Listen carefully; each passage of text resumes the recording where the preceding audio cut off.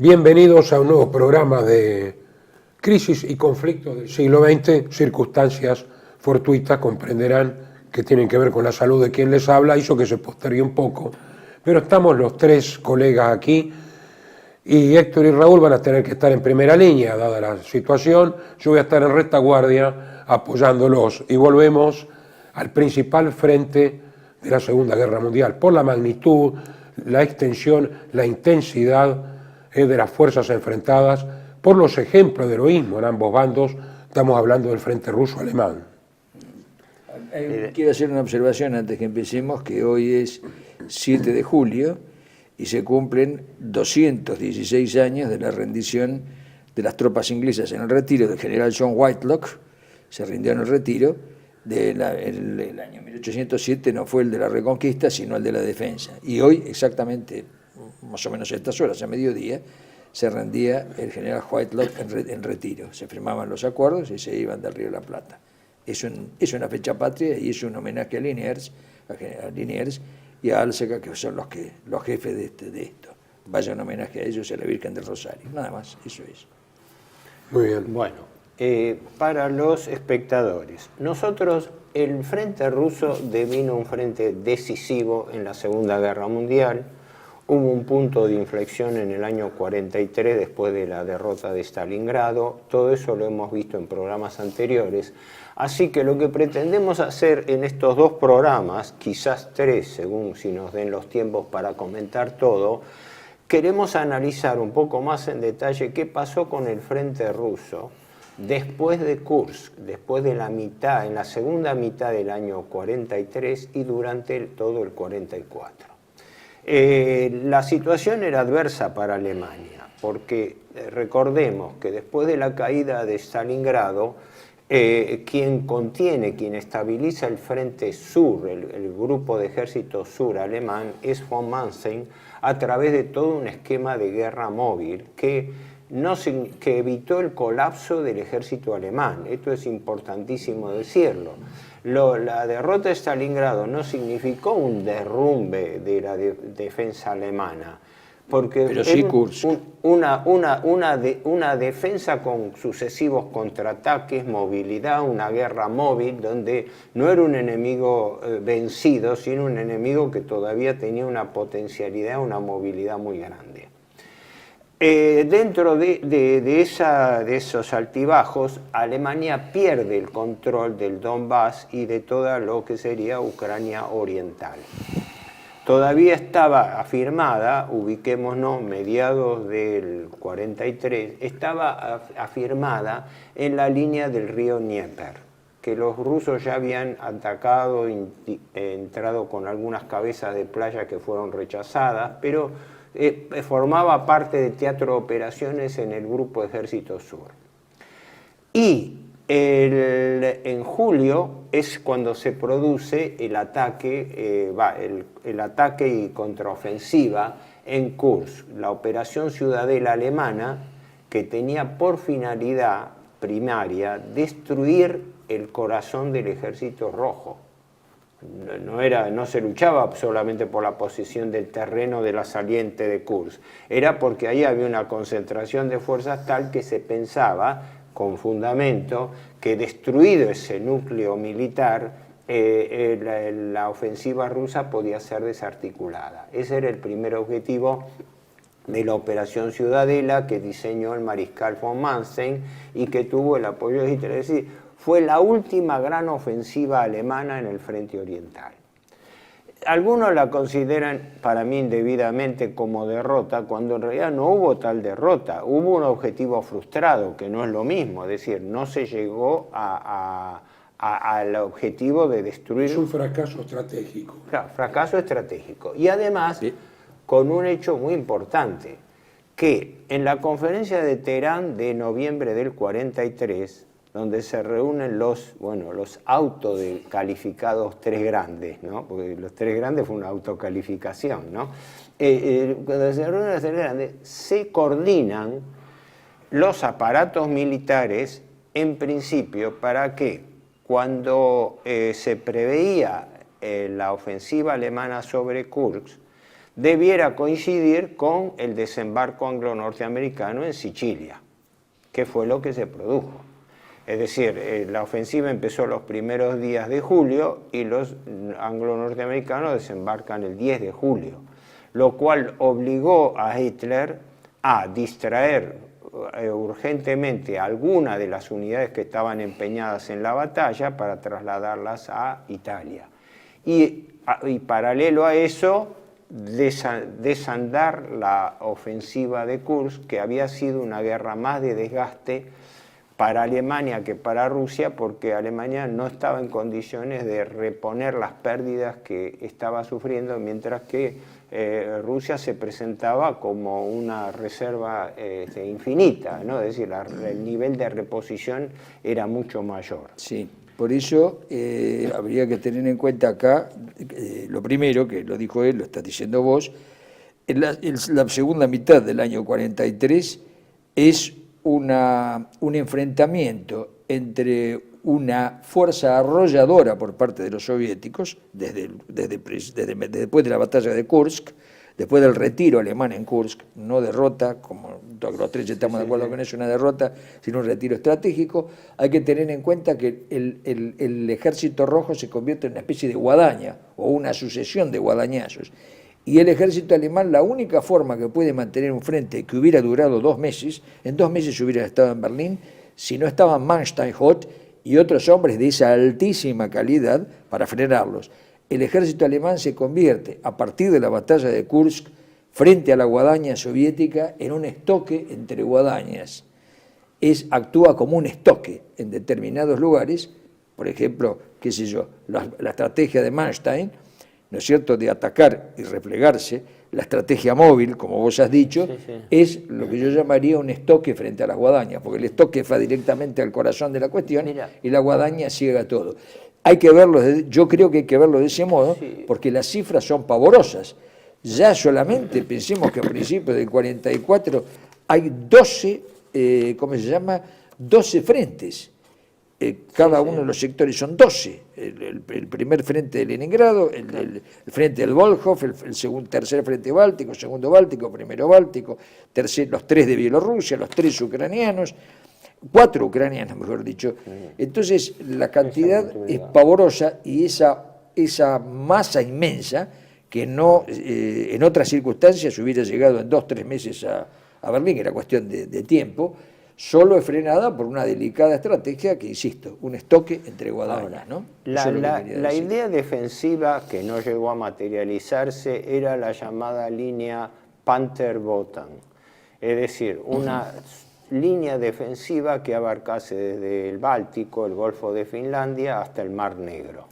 Pero una línea que no llegó a tener la conformación. Tenía zonas fortificadas, pero se apuntalaba en grandes ciudades desde el norte al sur de Rusia. Con enormes claros. Pero con una observación que la hizo el historiador militar británico Liddell Hart, que lo comparó con el piano.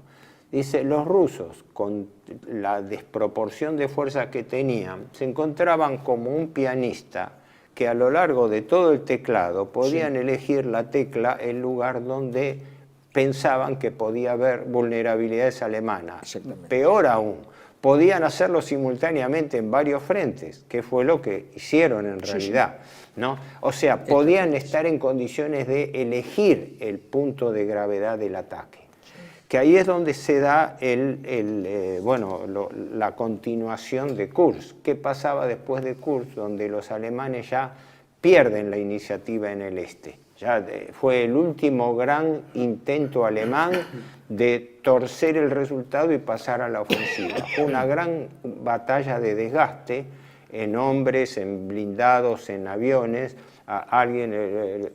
Von Oben decía que en realidad para Alemania fue más grave y más cuantitativamente peor en pérdidas Kursk que Stalingrado, porque en Stalingrado que se es la perdió batalla, un claro, sexto ejército, mientras que en Kursk se pierde la ofensiva, es decir, la batalla decisiva es Kursk. Leningrado es el preludio de Kursk, y gravísima, no es quitarle gravedad, ¿no es cierto, Horacio?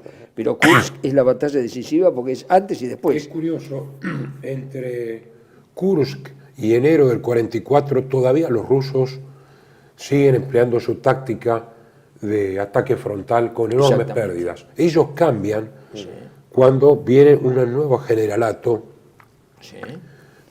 bajo órdenes, por supuesto, de Zhukov, que es un gran militar, pero hay un nuevo Bagramian, Cherniachovsky en blindados, rival con artillería, que aprenden de los alemanes lo que es el ataque en profundidad y la móvil. Era comandante del primer frente del Báltico. Claro, pero era una nueva camada. Y además, esto habla además de lo grave de esta guadaña, de este rodillo, que había habido un salto cualitativo también en los rusos. Blindados como el T-34-85 con cañón de 85 largo, que podían enfrentar mejor a los Panther y Tigres. El JS-1, esa mole de 40 toneladas que de Grell dijo que estaba haciendo un puente con la Valonia, y la sola aparición con un disparo de un monstruo de 40 toneladas, que debe haber sido el Stalin, un cañón pulverizó lo que habíamos hecho en 2 días de Grell. Más el La-7, aviones ya de buena categoría. Esto demuestra todavía más la capacidad operativa de defensa de la Wehrmacht frente a esta situación. Magistral, porque evidentemente solo con el frente de Voronezh, que en rigor de verdad lo que hace Manstein es utilizar con suma inteligencia el primer cuerpo Panzer SS y el primer ejército Panzer SS y la división Großdeutschland, que actúan exactamente eso, como dice Lindgren, como un estoque entre guadañas. Eso es increíble, solamente de esa manera se puede, de la otra manera es imposible. Cualquier ejército normal, el mismo ruso en esas situaciones, hubiera perdido, cualquier ejército. Solo la presencia masiva y la infinidad de recursos. Los recursos rusos, todos los comentarios, todas las memorias, que son abundantes de los comandantes alemanes y extranjeros que peleaban allí, pues no olvidemos que había muchos extranjeros, ya españoles y demás, es que los recursos rusos eran interminables. Perdían 20 cañones y ponían 40. Ya lo hemos hablado muchas veces. Hubo un error grande de evaluación por parte del alto mando alemán, pero error, imprevisión, imposibilidad de calcular. Y mala información. ¿Cuál iba a ser la capacidad de reacción y de reserva rusa? Porque efectivamente el Manstein lo plantea reiteradamente, y el generalato alemán también, y el propio Hitler, pensaban que los rusos no podían tener la posibilidad de sostener la ofensiva. Los rusos lo siguieron, por ejemplo, con las ofensivas de invierno, que no dieron respiro a los alemanes, porque los alemanes pensaban que iban a tener, después de Kursk hubo 2-3 semanas de tranquilidad relativa en el frente, pero fueron mínimas. Sí, eso que vos decís, yo creo que hay que ponerlo dentro de este marco. La mala información que tenía el alto mando alemán, es decir, la jefatura de Estado, por el espionaje, porque hay una cosa, hay un documento que ha aparecido hace pocos años, una pequeña grabación, creo que en algún momento la citamos, pero es del año 42, todavía es del año 42, en que el jefe de Estado alemán viaja a Finlandia para el cumpleaños del mariscal von Mannerheim, que era el comandante en jefe de las tropas finlandesas. Y hubo un homenaje por radio, y por una cuestión de descuido, algo quedó abierto el micrófono, y Hitler ahí le comenta a Mannerheim: todas las informaciones que yo he recibido del frente ruso estaban equivocadas. Yo sabía que corríamos un riesgo, pero no pensé que donde me decían que había 100 tanques, había 1000. Y esto sucedió, liquidamos más tanques de los que nos decían que había, y sin embargo seguían apareciendo. O sea, esto tiene una explicación, primero una explicación práctica, más allá del Ural nadie llegaba, y la fábrica que estaba más allá del Ural era como si estuvieran en Estados Unidos, o sea, fuera del escenario de la guerra, es como si estuvieran fuera del escenario de la guerra, visto que no había habido frente oriental para ellos, porque Japón no intervenía contra ellos. Entonces, evidentemente, Siberia era una gigantesca fábrica que no era perturbada, no había vuelos que pudieran afectar esas fábricas. Y eso a partir del Ural. porque ni siquiera hubo bombardeos en el Ural, yo creo que alguno, muy aislado, pero no llegó, hubo bombardeos ahí no se serios. llegó, Si alguno llegó, pero hubo así cosas muy puntuales, alguna fábrica en el Ural. En el No más allá. 44 el Heinkel Pero- 177 exactamente. podía llegar, había una sola unidad Sí. de más de 100 aviones, En el pero 44. dispersa y claro, en el frente oriental. Pero no hacía. No era nada, por eso digo aislado. ¿no? Hay una Hay que tener en cuenta explicación esto. también práctica de esa imprevisibilidad. Primero y principal, los métodos drásticos, despóticos de Stalin en la leva de soldados. Sí. Sobre todo cuando empezó a traer soldados siberianos de las distintas repúblicas socialistas de Asia, que tenía una... Después, la conversión masiva, que, ojo, Rusia la hizo antes que Alemania, a la guerra total, por la cual empezó el reemplazo masivo de operarios varones para mandarlos al frente, reemplazándolo por mujeres. La proporción de mujeres que estaba afectada a la industria rusa soviética era notable. Bueno, en Stalingrado lo vimos, la fábrica Claro, de tractores. por eso, todas las hay mujeres. cosas que son Sí. previsibles por información y otras Sí. que escapaban. Ahora, yendo al tema post-Kursk y cómo se planteaba el panorama. Yo creo que... Hay un detalle que Sí. no conviene no pasarlo de largo dentro de lo que vos estás diciendo. Efectivamente, Sí. Leningrado es otro ejemplo, las mujeres fueron a la fábrica, los hombres al frente. Eso es verdad. Sí, sí. Pero hay un problema que es el siguiente, la guerra total, eso que vos señalás, abarca otra cosa, la retaguardia alemana, ya que las actividades de los guerrilleros potencialmente, ¿no? Proporcionalmente, superan con creces a la de Francia, al maquis, todo eso, lo superan con creces. Sí, la guerrilla tenía que ser Pero considerada exactamente, como porque una fuerza más. el Partido Comunista de la Unión Soviética y el alto mando estratégico manda militares profesionales a formar los cuadros de guerrilleros, con mano de hierro, Sí, aplicada por Stalin, porque lo que aplicó para la leva, conviene decir que también lo aplicó para las fuerzas guerrilleras. Esto es anecdótico. Todos saben que el comisario político en Stalingrado, lo sabe nadie mejor, Horacio, que es el que estudió eso, ¿cómo? Era Khrushchev. Bueno, a Khrushchev Stalin le dijo, y era Khrushchev, no era un desconocido, esto Nikita Sergeyevich se paga con la piel, ¿no es cierto? Y se pagaba con la familia. Khrushchev, yo les pido a alguien, a los espectadores, que miren los noticieros del final de Stalingrado, del final, o sea, cuando se rinde el mariscal Paulus, la preocupación mayor, el rostro más preocupado de todos, es el de Khrushchev. Por él, no, sí era una victoria, por la familia. Ojo que Stalin esos métodos no reparaba en esos métodos. El despotismo de Stalin con su propia gente tuvo un ejemplo Absoluto. paradigmático que fue El hijo. Stalin, ejemplo puntual, pero Sí. me refiero a que Stalin fue un jefe de Estado despiadado que no le preocupó en lo más mínimo la sangre derramada de su propio pueblo. No, salvo como elemento de negociación que lo usó Teherán. Eso se vio en todos los frentes y en las órdenes de resistencia y en las reposiciones, Exacto, etc. Pero exacto. de eso podríamos estar hablando realmente mucho Y tiempo. pero es fundamental esto. Quiero- Eso lleva a la victoria.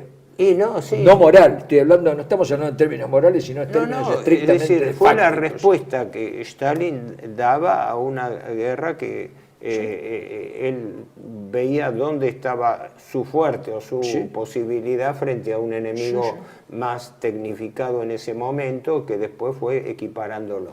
Pero quería resaltar un paralelo, una correlación importante.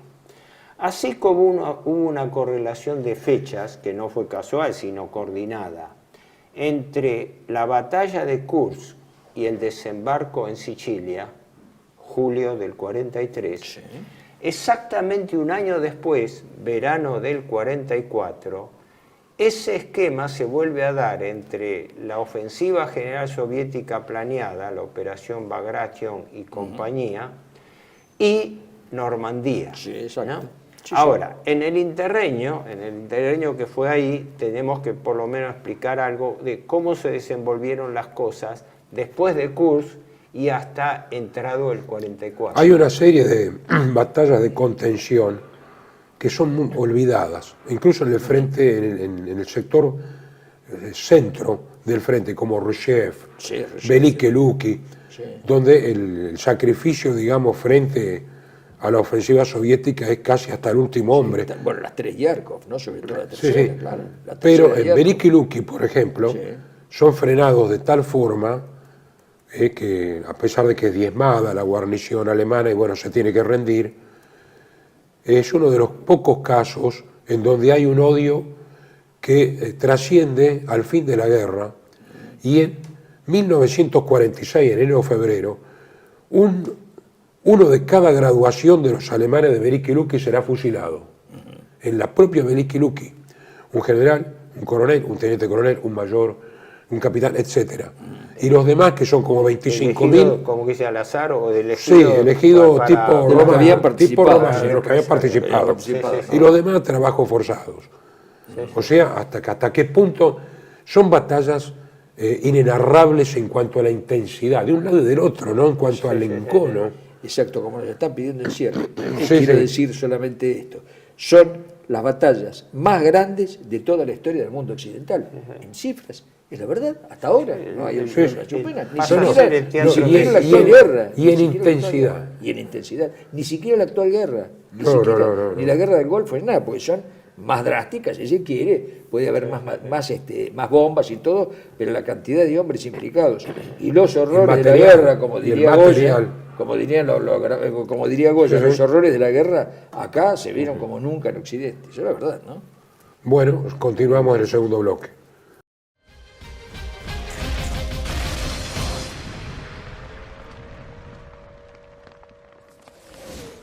Bienvenidos a CEPA, Centro de Estudios del Pensamiento Americano. Nuevo sitio web de cursos de formación en política, filosofía, historia, literatura, geopolítica, religión, psicología y más. Cursos de formación que reflejan el verdadero pensamiento americano. Lo invitamos a elegir el curso de su agrado ingresando en www.cepa.la.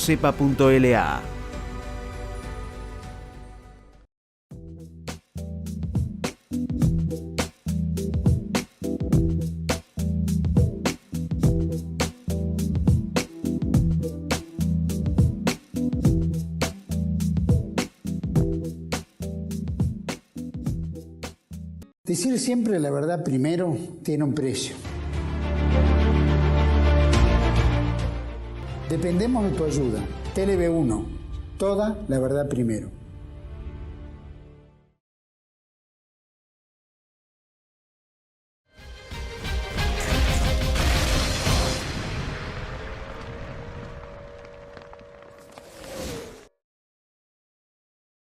Bueno, ahora vamos a ir a la ofensiva soviética Dnieper-Cárpatos.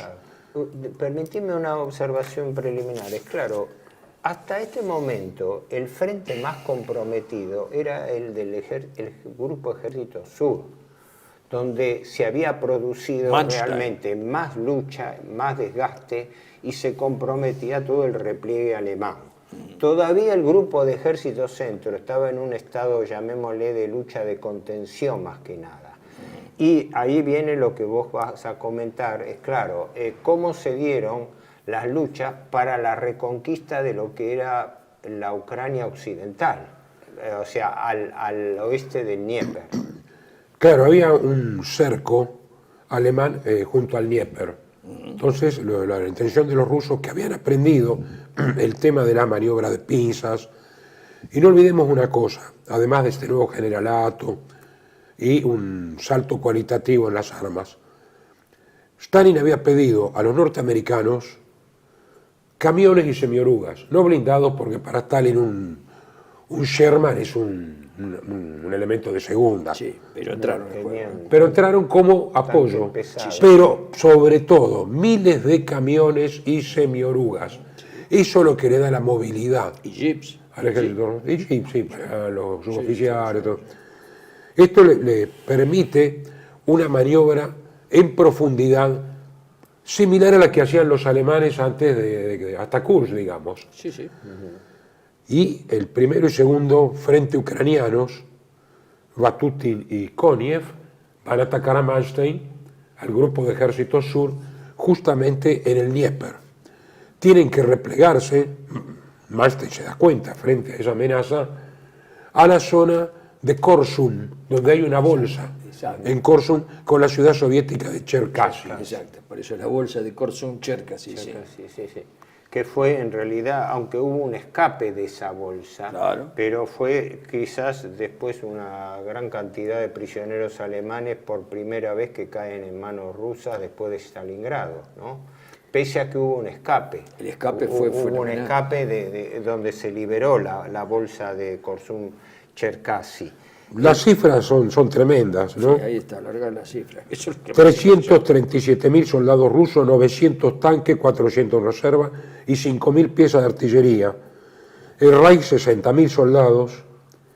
El tercer cuerpo Panzer está fuera de Cherkasy, que es el que recibe a la gente que se escapa, Sí. la primera Panzer. Esto que vos estás Tiene citando, 80.000 léelo- soldados. léelo bien, claro, porque los datos que da el libro de la Gran Guerra Patriótica de la Unión Soviética, te falsifica los datos porque dice, habla de porcentajes y no pone las cifras definitivas, no las pone. No. Dice, no pone, claro, dice, No, esto teníamos es- un 10% más. Esto es Steven Reconocen, Saloga, por eso, reconocen, Brian tienen Perret, más, esto pero es... no dan sí. las cifras porque son No, muy grandes. son 140.000, pero 60.000 dentro de la bolsa, frente a 337.000, 60 tanques frente a 900, ¿no?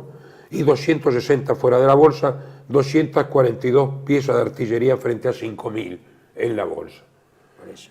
No obstante eso, en batalla de contención, siempre decía Clausewitz, donde mejor se ve la capacidad de maniobra y de combate es en la defensa, porque Claro. en la ofensiva todos estamos contentos, alegres y tenemos con qué, Sí. pero en la defensa donde se muestra, digamos, Sí, sí. la calidad de la tropa, ¿no? Sí. Aquí se Ahora, luce Cherkasy fue parte Stemmermann. de la ofensiva del Dnieper Cárpatos, que entiendo que tenía dos grandes brazos, justamente por encima de los Cárpatos y por debajo. Claro, bueno, eso da la magnitud del objetivo, ¿no? Claro. Es decir, una magnitud En sumamente- realidad el que controlaba la bolsa era el general Stemmermann, que muere Muere, sí. en el escape, que el 9 de febrero se niega a la rendición y empieza a escapar. Son 30.000 de 35.000 Sí. que pueden escapar. Es curioso, los rusos hacen un velatorio del general Stemmermann. Sí, lo hacen porque quedan absolutamente asombrados. No hay que olvidarse, para mencionar esto de la bolsa de Korsun-Cherkasy, ahí hay que mencionar, bueno, montones de cosas que las pueden ir mencionando los dos, pero hay dos cosas que yo no quiero olvidarme. Uno es el sacrificio de los últimos tanques que están adentro de la bolsa, de la quinta división Panzer SS Viking, sí. que son daneses, suecos, noruegos y finlandeses, no son alemanes. Sí, hay algunos alemanes, pero la mayoría son.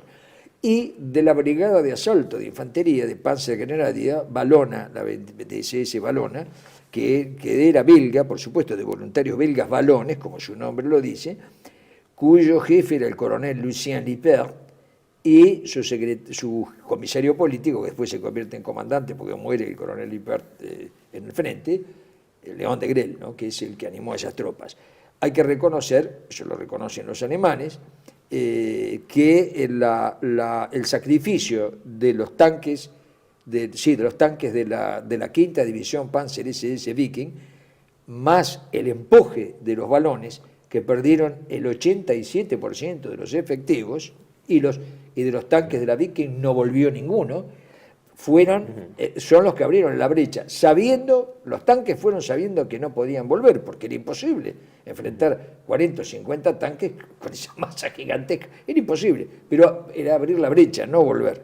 Se despidieron, los tanques cuando se van, se despiden, y los aclaman los balones y los alemanes los aclaman porque saben que no van a volver, que era imposible, porque era 1 contra 100, pero abren la brecha y por esa brecha sale la ruptura de infantería, es la que permite el drenaje. Hay que tener en cuenta que la bolsa de Korsun-Cherkasy están no solamente los alemanes y los belgas y los voluntarios de la Viking y demás, sino que además está la población que se iba. porque la población se iba. Los ucranianos habían sido aliados. Sí. Exactamente, los ucranianos que eran aliados, y además de los ucranianos que eran aliados, los voluntarios rusos, más todo el impedimento de los campesinos que también se iban, que se llevaban animales y demás. Era una cosa, era una especie de ¿cómo se llama? ¿Cómo se llama? Lo de Belgrano, del éxodo jujeño, pero llevado a una magnitud inmensa, ¿no? El éxodo jujeño fue una cosa de niños al lado de la magnitud de esto, y bueno, no se ve, claro, esas cosas, las memorias, que habría que leerlas y releerlas, las memorias y la correspondencia de los hombres que participaron en estas, son pavorosas, y 30, 40 y 50 años después, quienes los hemos entrevistado, algunos de ellos, nos contaban que todavía veían los trozos de cuerpos humanos que volaban por el aire y los alaridos de los caballos, porque los caballos parece que emiten un sonido tremendo cuando están descolocados, los fragmentos de cuerpo de los caballos y de los muertos, de los cañones, ante la inmensa masa de la, ¿cómo se llama?, blindada soviética. Esto es una realidad. O sea, es una cosa apocalíptica. Se vivieron momentos apocalípticos que a fuerza de verlos todos los días, según se ve de estos relatos, a fuerza de verlos todos los días era algo cotidiano, pero ver volar, pero pasar sobre los cuerpos destrozados y ver los heridos que no se podían retirar. Los blindados pesados soviéticos sobre los carromatos con los heridos, exactamente, vistiendo y armados con lo como sea y frenándolo. El nivel de brutalidad y ferocidad que utilizaron sobre todo los rusos y después las represalias también alemanas, ¿no? En función de eso, pero que emplearon los rusos son, como quien dice, inenarrables desde el punto de vista de la ferocidad con que se ensañaban. Por eso al principio la poca cantidad de prisioneros, como el caso paradigmático de Stalingrado. Tomar 91.000 prisioneros y después de la guerra devolver 6.000. Sí. No, pero además el alcance de las batallas, creo que Gershiev se declara difteria en la posición Budapest, que lo dice muy bien Paul Karel. Y vean, los soldados más jóvenes de la guardia atacando los escombros donde están los distéricos defendiendo la situación. Eso es algo que nos retrotrae a la historia antigua, ¿no? A los mitos. Por eso, en los relatos que hemos escuchado de primera persona o en los relatos que permanecen en la correspondencia o en las memorias, está clarísimo. Y hay algo que, con respecto a lo que acabas de decir, claro que bueno, en estos mismos días, en la retirada del Beresina, de Minsk, ¿no? En Minsk, en los alrededores de Minsk, los que defienden los alrededores de Minsk es, curiosamente, en la misma ruta que Napoleón, la Legión de Voluntarios Franceses contra los bolcheviques, que venían retirándose en el año 42 y 43, y les toca defender la carretera Minsk-Varsovia, la autopista Minsk-Varsovia. Y ellos cuentan que ahí vieron por primera vez los tanques, ¿cómo se llama?, americanos, los Sherman, cuando el apoyo antitanque que tenían los franceses de la LBF, de la Legión de Voluntarios Franceses, era la 4ª División de Policía de la SS, la Polizei División, que no tenían tanques, pero sí tenían antitanques, ¿no? Los Sturmgeschütze, los cañones estos, que destruían como latas de sardinas los Sherman. Y ahí aparecieron los camiones que vos mencionás. Pero hacen una distinción muy grande entre los partisanos, porque la lucha más feroz los franceses la tuvieron con los partisanos, no con ¿cómo se llama?, con tropas acorazadas, más que nada eran partisanos, le dieron esa función. La cumplieron muy bien, pero contaban lo siguiente, que el odio mayor estaba en los comisarios políticos y en los que por cuestiones, por cuestiones de otra índole odiaban a los alemanes. Entonces Stalin los ponía en una situación los comisarios políticos los ponían en una situación que o pagaban con sus familias o practicaban escenas que provocaran represalias. Por ejemplo, los franceses eran franceses, tenían el distintivo francés, el uniforme era alemán, pero tenían la bandera francesa, les arrancaban las mandíbulas, los cadáveres que aparecían de las patrullas, estaban horriblemente mutilados, y eso provocaba odio. No obstante, los franceses, Y los alemanes que participaron en esto dijeron, no son los campesinos, el campesino se compadece de todos, de unos y de otros. Los campesinos no es que se compadecían de sus compatriotas, por supuesto que sí, pero además de los alemanes. Anécdotas hay montones, sería, qué sé yo, llevaría 3 programas Eso contando. sería Por eso, infinito, pero claro, sería infinito, pero lo que significa es esto, Sí. el odio, parece que los portadores de odio eran los agentes del Partido Comunista, cumplían esa función. Bueno, Esto es así. es lo que le indicaban además. Es lo que le indicaban, mire, pagaban con la piel. Consecuencia inmediata de Hagamos con la Cherkasy es la operación ofensiva estratégica de Crimea, del 8 de abril al 12 de Déjame mayo. decir esto que yo quería. Claro, el avance soviético dio 2 amenazas de bolsas concéntricas sobre el Grupo de Ejército Sur. La primera fue cuando habían sido las ofensivas de Kharkov, contenidas por von Manstein, que amenazaban tomar la retaguardia alemana y llegar al mar de Azov, y dejar una segunda gran bolsa después de la de Stalingrado, que evitó von Manstein. Cuando después se produce el avance sobre Ucrania Occidental con la batalla de Cherkasy y toda la ofensiva ya preparada del Dnieper-Cárpatos, ocurre que ahí hay el temor alemán de una segunda bolsa, que fuerzas rusas bajaran aceleradamente hacia el sur y cerraran el escape de Crimea, que vendría a ser por el istmo de Perekop, ¿no? Exactamente. Si bien los alemanes estaban evacuándose por mar, La pérdida de Crimea suponía no solo un posible cambio de actitud de Turquía, sino sobre todo la pérdida de Rumania o la posibilidad del bombardeo de Ploesti por parte de los soviéticos. Pero vos pensás que los soviéticos habían puesto 2 frentes ahí, el tercer frente ucraniano del general luego mariscal Malinovsky y el cuarto frente ucraniano de Tolbukin y luego y Petrov de segundo, el general el mariscal Tolbukin contra el famoso 17 ejército alemán que retrocedía desde el Cáucaso. Claro, pero de vos pensás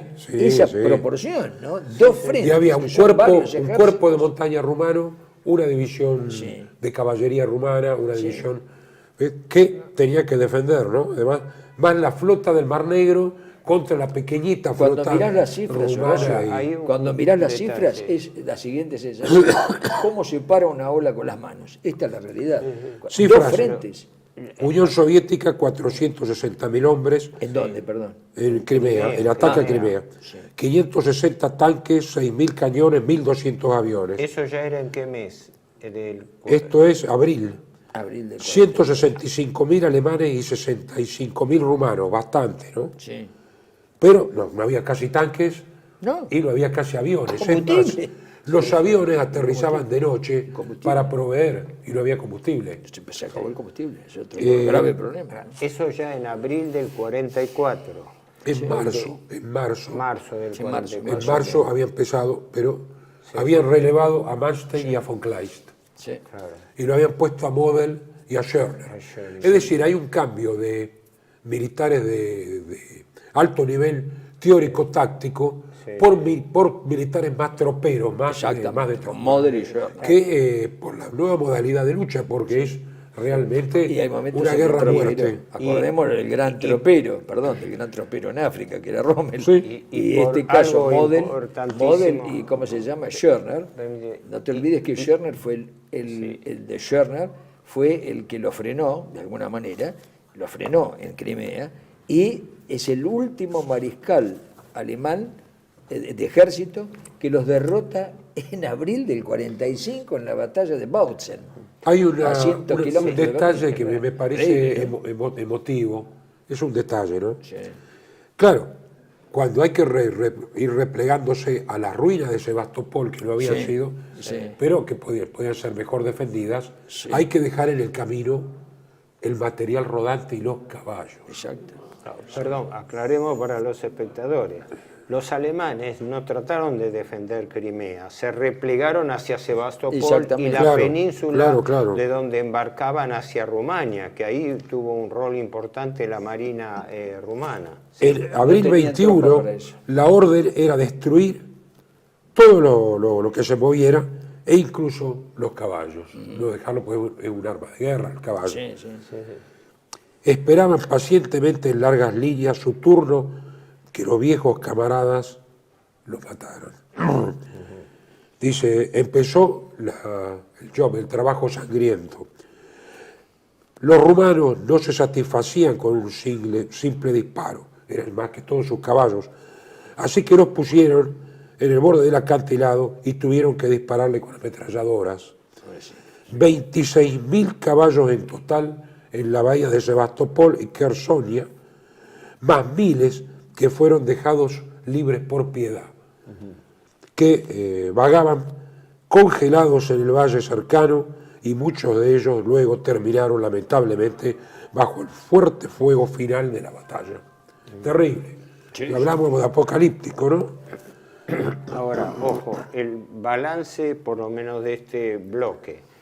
Este preludio, por así decirlo, de la gran ofensiva que fue la Bagration, que vamos a ver después, de la ofensiva general en todo el frente ruso, tenía sobre todo pivote de preocupación alemana en el frente sur, porque era el que veían más comprometido y el que no podían frenar. Era el test de lo que estaba ocurriendo en todo el ámbito del sur de Rusia y, como vos dijiste también, un factor importante, la alianza con Rumania, que era el petróleo del cual dependía Alemania.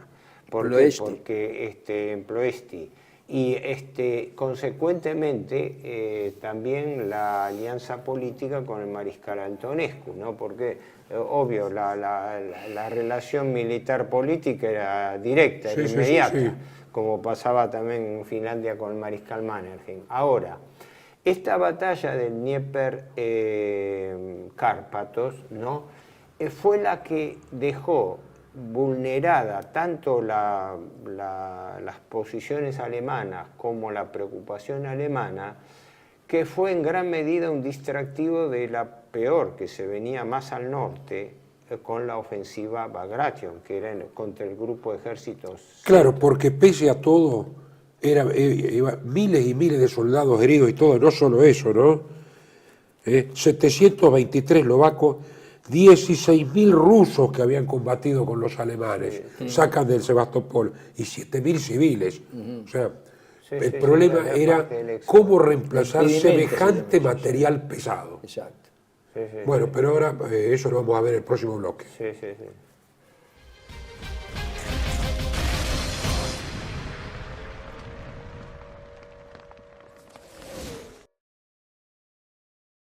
Bienvenidos a CEPA, Centro de Estudios del Pensamiento Americano.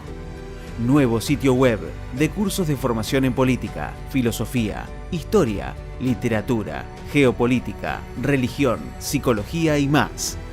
Cursos de formación que reflejan el verdadero pensamiento americano. Lo invitamos a elegir el curso de su agrado ingresando en www.cepa.la.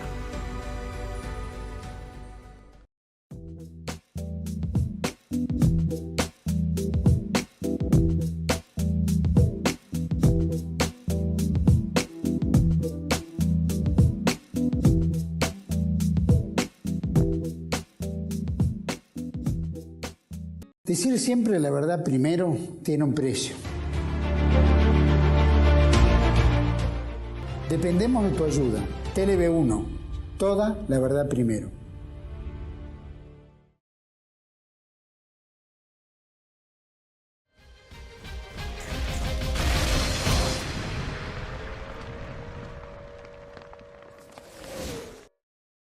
Continuamos entonces.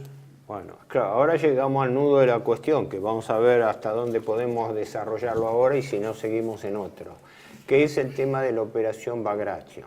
En realidad, los rusos lo que planearon era una ofensiva a lo largo, como hemos dicho, de todo el frente alemán, todo el frente, desde el Golfo de Finlandia en el Mar Báltico hasta el Mar Negro, ¿no? Pero se tipificó eso en la ofensiva central Bagration, fue calificada así por el nombre del general ruso que derrotó a las tropas napoleónicas. Uno de ellos, uno de ellos. Bagration, sí. Y la clave era que el objetivo de esa operación rusa era una concentración formidable de fuerzas para destruir el grupo de ejército centro-alemán. Porque era el punto débil. Ese era el nudo de la cuestión. Los rusos ya habían tomado, a poco del retiro de Moscú, habían tomado Smolensk a mitad de camino, pero ya la línea de avanzada daba sobre, Orel, Briansk, después pasaron a Kursk, y ahí venía la preparación. Ahora, ahí venía la gran incógnita para Alemania, y es lógico, esto no, porque algunos atribuyen que fue habilidad en el engaño soviético. Era la incertidumbre de toda operación de guerra, no sabes por dónde va a venir la ofensiva principal.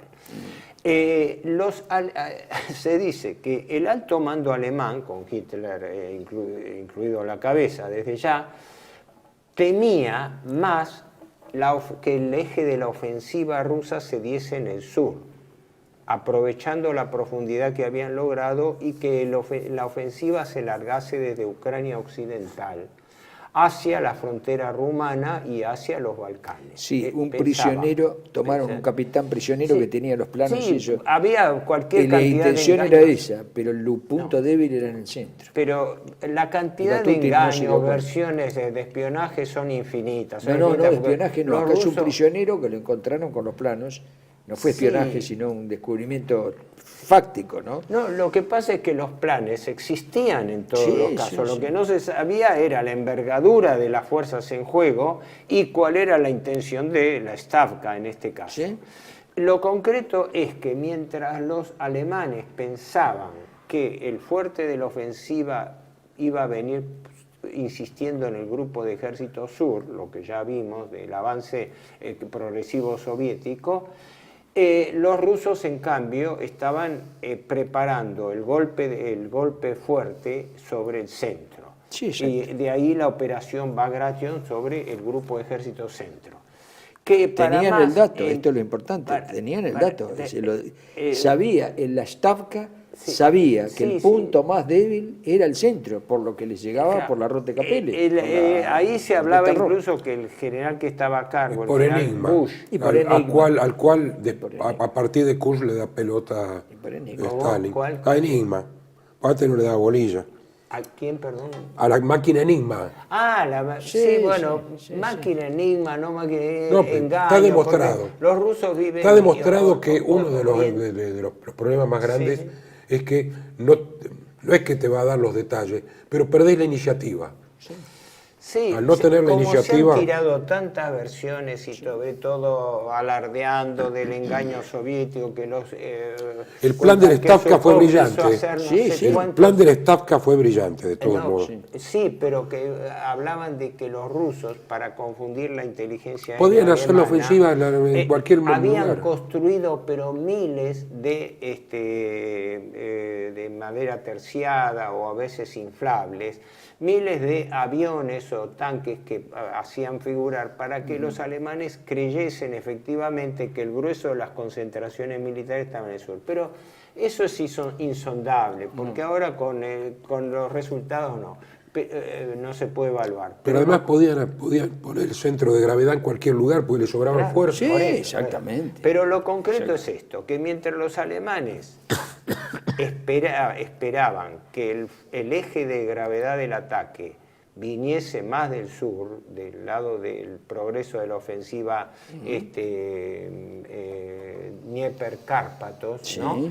Y de lo que era la parte sur de los pantanos del río Pripet, que forman toda una zona cenagosa, zona pantanosa que divide en realidad físicamente dos áreas de operaciones, ¿no?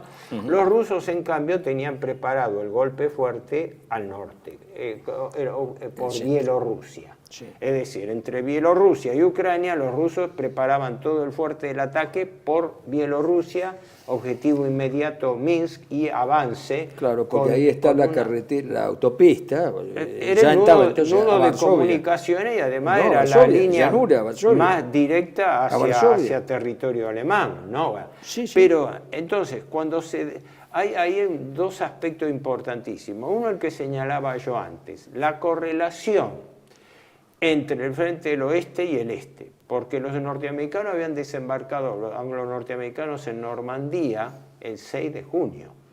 Y la operación Bagration se desata el 22 de junio, es decir, a las 2 semanas, ¿no? Sí, había dos razones para eso. Una, la que vos decís, y otra, de antemano los rusos querían hacerlo ese día porque se cumplían los 3 años. Aniversario, se ha hablado de que era el aniversario de tercera invasión. Exactamente, sí. del tercer año de invasión. Pero sí, además estaba esa combinación, la combinación con el frente occidental, esa la combinación, eso lo teníamos en cuenta en todo momento. Por eso yo puse el paralelo. Así como un año antes, en el 43, la ofensiva de Kursk tuvo que ser detenida por la invasión a Sicilia, sí, también la operación Bagration le daba una descarga, un golpe de mazazo al ejército alemán en un momento en que incluso los norteamericanos los alemanes necesitaban retirar algunas unidades de tanques para el frente occidental. Entonces, frente a quiere decir que la comunicación, a pesar de las rivalidades internas entre Churchill y Stalin, que la sabía, sí, Italia lo demostró, el no entrar en Yugoslavia, en fin, todo eso, que a pesar de eso, sí, había un entendimiento profundo entre, yo pienso, me inclino más a pensar entre Washington y Moscú que con Londres, pero con muy variables, con muchas variables. El entendimiento geoestratégico y militar macro, ese estaba asegurado. Desde ese punto de vista, por eso señalaba yo esto, la correlación Bagration-Normandía. ¿no?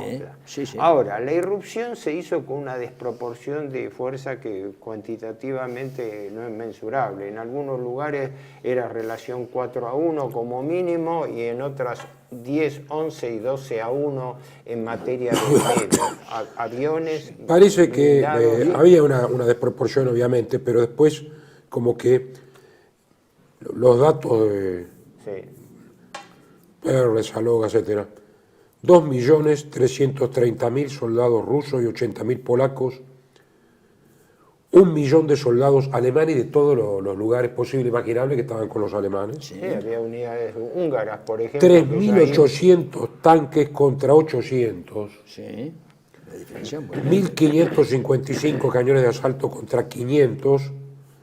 24.600 piezas de artillería contra 10.000. Y 5.300 aviones contra 1.300. Entonces, en la desproporción sobre todo era en material. Era grande, era de 2,5-1, sí, pero en material era 5-1. No obstante, hay algo que acá, en este marco militar, hay dos cosas. Una sale de Mussolini y la otra, curiosamente, de Stalin, pero no es que se cruzan, se presentan. Es decir, hay un intento de, por el enorme consumo de tropas que tiene Stalin, que es una de las cartas que juega Hitler, dice, bueno, está perdiendo tanta gente que por más que tenga, llega un momento que no le va a poder dar instrucciones. Primero, y Stalin, vía Suecia, intenta el primer contacto con los alemanes vía Suecia. Madame Kollontai. Exactamente, Kollontai.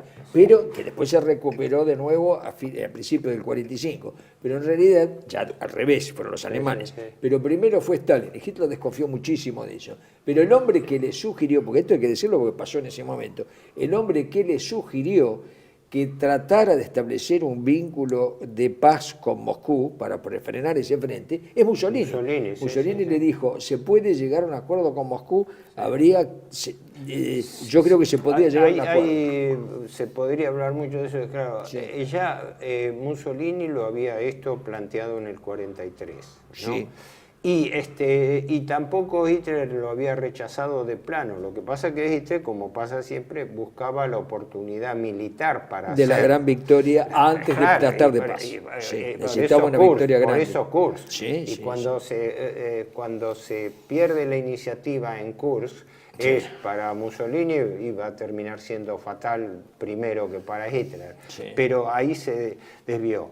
Hay un hecho importantísimo que algún día por ahí lo tocamos especialmente, pero que está en el entremedio de este problema. El atentado contra Hitler del 20 de julio. Porque eso trajo un descalabro en la organización del alto mando alemán trágico.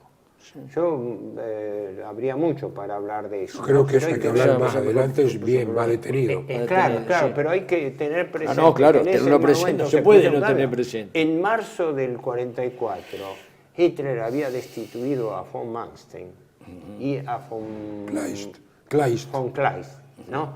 Lo reemplazó, como vos explicabas, por Model, que era en realidad un militar profesional, era fiel a Hitler, pero era un militar profesional. Sí, y todo. pero más Y de combate. Schörner también, y Schörner, combatiente. que se dice que era más politizado. Sí, Pero ambos son fuertemente tácticos, los dos. es claro, tanto Model como pero Schörner. me refiero que esto estaba dando lugar a un reacomodamiento del alto mando alemán en plena ofensiva soviética con una desproporción de medios muy grande.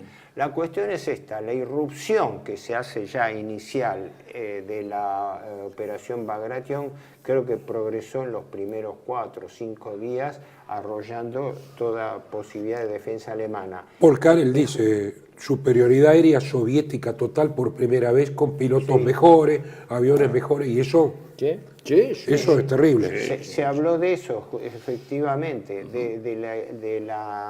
que empezó a tomar relieve el peso del dominio del aire ruso frente a la cantidad de aparatos alemanes. Entonces, con esa ruptura cambia justamente el eje de gravedad que esperaban los alemanes, porque los alemanes ahí es donde deciden ya directamente la evacuación de Crimea, ahí es donde deciden el repliegue a la frontera rumana, toman varias medidas, además ellos esperaban la irrupción que después se produce de los rusos en los Balcanes. ¿No? O sea, ya todo el ámbito del Frente Ejército Sur queda, como quien dice, no digo abandonado su sede, pero ya queda en segundo plano. Y la operación Bagration hace un rápido progreso arrollando las defensas alemanas, mientras en el grupo de ejércitos norte se desata la ofensiva Leningrado-Novgorod, es decir, el levantamiento del sitio y peor todavía desde Novgorod el avance hacia el Báltico, ¿no? Sí, O sea, que en realidad es increíblemente, ahora, ¿por qué? Esa enorme lentitud que hubo en el norte, tanto para romper el cerco, porque el cerco que se abrió era en Schlüsselburg, es mínimo, ¿no? Sí. Es mínimo el cerco que se abre, cuando en realidad los rusos construyeron un ferrocarril sobre el lago helado, los rusos lograron, habían perdido el ejército, que eso no lo hemos mencionado, que se había perdido el ejército en el 43, el ejército que tenía que abrir el cerco de Leningrado, mandado por el general Andrei Blasov, quedó empantanado en los pantanos, porque en la zona pantanos en verano, empantanado en los pantanos, y terminó rindiéndose a los alemanes, y curiosamente, bueno, ya en algún momento lo vamos a tener que decir, fue el comandante del Ejército Ruso de Liberación, el hombre que había defendido Moscú con Zhukov, y luego el encargado de abrir el cerco de Stalingrado, se rindió, de Leningrado, quise decir Leningrado, fue un lapsus lingüe. Es decir, el hombre que hizo eso terminó rindiéndose a los alemanes y ofreciéndose como, de hecho fue el comandante del Ejército Ruso de Liberación. Es una cosa muy curiosa esa, y que no lograron la ciudad. Bueno, hay 1000 anécdotas, no sé si alguien las quiere contar, hay 1000 anécdotas de la ciudad cercada, ¿no es cierto? Desde la famosa linfonía. No, una cosa simplemente, un combatiente ruso con su esposa, muy jovencitos los dos bebés, de muy poco tiempo, murieron por inanición. Y sí, las muertes por inanición. 12 años después tuvieron otro hijo, Vladimir Putin, la familia Putin. El padre, héroe de guerra, en Leningrado, tuvo derecho en la durísima última etapa de la Rusia de Stalin a tener una vivienda familiar propia, no compartida, donde se crió Vladimir. Ahora, anécdota. Es probable que en este programa no vamos a poder encarar, queda un capítulo importante, qué pasó con el grupo de ejércitos norte después del levantamiento del sitio de Stalingrado y el avance sobre el Golfo de Bosnia, sobre los países bálticos y consecuentemente el refuerzo que eso significaba por encima del grupo de ejército centro que estaba haciendo. El grupo de ejército centro estaba realmente, no estaba en alerta, estaba debilitado, por eso se lo compara la maniobra del Stavka con un Canas en 216 a.C. Sí, exacto. Aníbal hace la media luna, que después todo el mundo quiere repetir. Sí, la batalla de Canas es el molde. El molde. Sobre ese molde se ha hecho todo. No lo rodearon Ahora, por la retirada. Canas y Lagos Masurianos. Para hacer más cerca, pero Lagos digamos la Masurianos. maniobra... Maniobra de cerco para- y aniquilamiento. Para el centro fue importante. terrible. El tema, el avance de la operación Bagration tiene una dirección inmediata, Polonia, es decir, el Vístula. Sí. El tema era llegar al Vístula y cruzarlo y tratar de desmantelar toda línea de defensa alemana en el Vístula, cosa que consiguen por el Vístula superior, ¿no? Porque cruzan, establecen una cabeza de puente de tal manera que ya los rusos estaban del otro lado, estaban al oeste del Vístula. Ahí es donde agosto creo que del 44, ahí es donde frente a la proximidad del ejército ruso se produce el famoso... Pero eso lo vamos a hablar con más detenimiento más adelante. Pero eso ocurrió en agosto... Que es el fin de Bagration. Los rusos lo dan por finalizado el 31 de agosto del 44. 22 de junio, 31 de agosto. Y el levantamiento de Varsovia fue fines de agosto. Era agosto hasta septiembre. Y el general Bob Komorowski se rinde Sí, el 1 de pero septiembre. amerita, digamos, ver los entresijos políticos. Sí. Este, Porque implica toda la relación, principalmente Londres, Moscú, Por respecto eso, a los gobiernos. claro, a los gobiernos, que a eso está el problema. quería llegar, Entra que otro problema político. dentro de ese avance se dio una delicada situación política porque los rusos establecen el Comité de Lublin con un gobierno títere comunista, mientras que el levantamiento de Varsovia lo hacen los que respondían al gobierno del exilio de Londres con el general Komorowski. Con Bob Komorowski obedecía a Londres, pero el jefe fue jefe en el próximo programa, porque nos están haciendo señas de que terminemos. Y vamos a continuar el próximo programa con el frente ruso. Entonces, en un momento tan crítico. Un balance provisorio de lo visto hasta ahora. Después de la ofensiva de Kursk, se produjo una progresiva pérdida de todo el frente de ejércitos sur, con un repliegue sistemático hasta la frontera de Rumania.